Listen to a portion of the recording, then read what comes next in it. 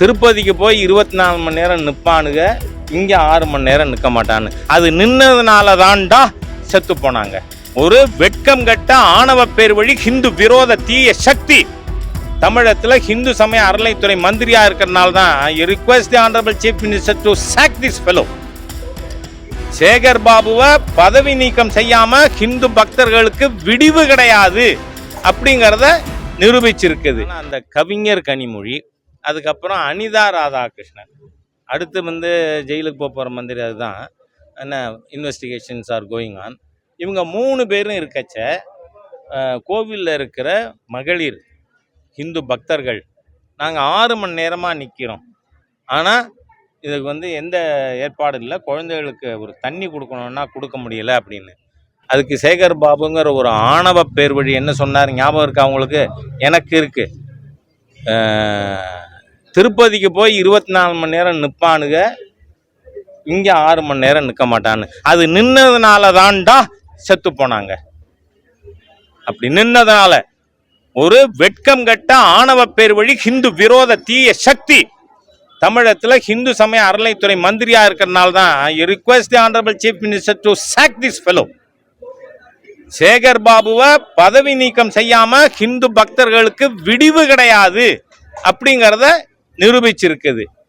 நீங்க எந்த அளவுக்குன்னா, எனக்கு கிட்டத்தட்ட 50 வருஷத்துக்கு முன்னாடி அண்ணாமலை யூனிவர்சிட்டியில் நடந்த சம்பவம் நினைவுக்கு வருது. மெட்ரிகுலேட்டாக இருக்கிற கருணாநிதிக்கு டாக்டரேட் கொடுக்கணும்னு சொல்லி எடுத்த முடிவை ஒரு மாணவர் உதயகுமார் எதிர்க்கிறார்.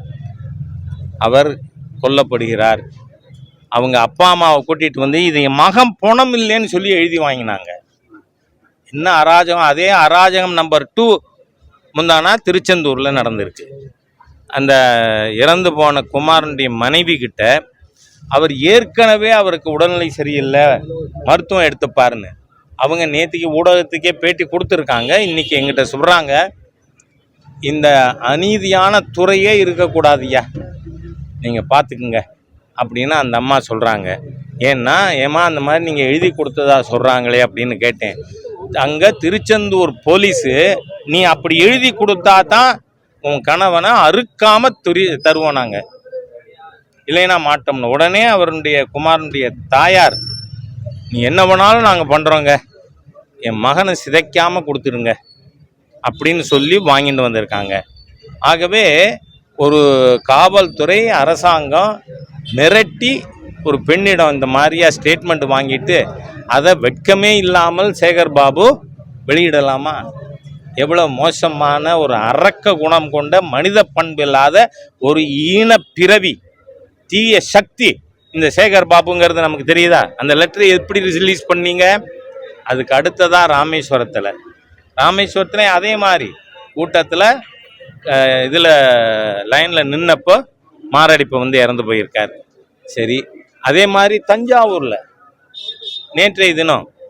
ஆக தொடர்ந்து தினந்தோறும் எனக்கு என்ன தோணுது, இந்த ஆட்சிக்கு மிகப்பெரிய ஆபத்தை ஆண்டவன் முடிவு செய்து விட்டான்.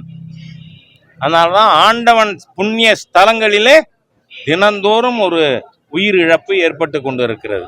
அதை சகோதரி துர்கா ஸ்டாலின் அவர்கள் எத்தனை கோவிலுக்கு போனாலும் அதை இனிமே சரி செய்ய முடியாதுன்னு எனக்கு தோணுது. ஏன்னா அந்த அம்மா போகிறாங்க கோவில்களுக்கு, அதை நான் பாராட்டுறேன்.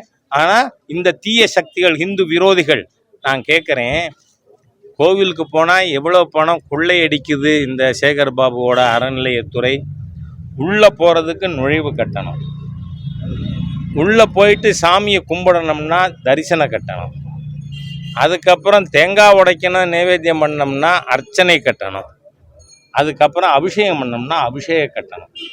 திருச்செந்தூரில் ஒரு அபிஷேகத்துக்கு எவ்வளோ தெரியுமா? 2500 ரூபாய்.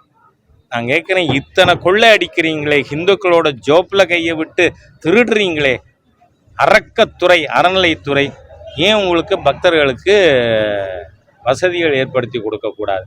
அதுலேயும் மிகப்பெரிய தர்மவான் திரு சிவநாடார் அவர்கள் இந்த திருச்செந்தூர் கோவிலுக்கு 300 கோடி கொடுத்திருப்பதாக நான் கேள்விப்படுறேன். இப்படி ஒரு பெரிய ஒரு கொடை வள்ளல் இருக்க முடியாது, மிகப்பெரிய முருக பக்தர்.